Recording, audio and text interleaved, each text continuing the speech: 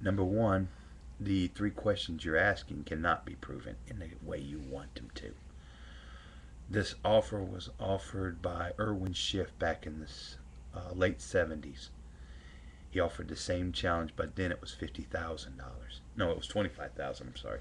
First time, second time 50,000. Freedom Law School took up the same challenge, and I think it was David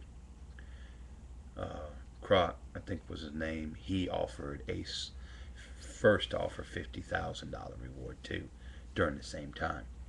So this contest has been going on since the late 70s, just different forms. And Irwin Schiff was the only one to have top attorneys try to break the code.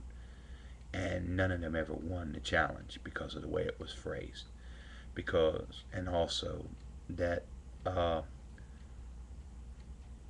all three answers do not exist because there is no law requiring the average citizens to pay um, taxes, income taxes, unless they follow the points in Section 61 of the Internal Revenue Service Code 1 through 12.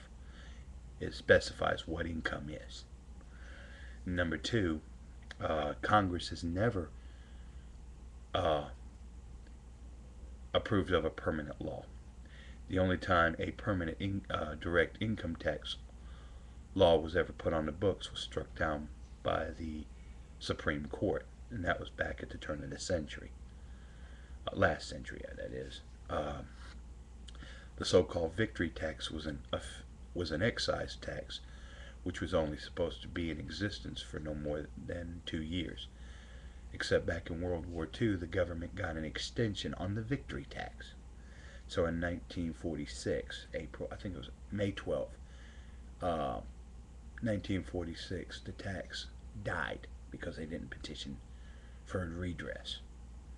And a year later, they decided to the IRS implemented a new federal regulation, not a law.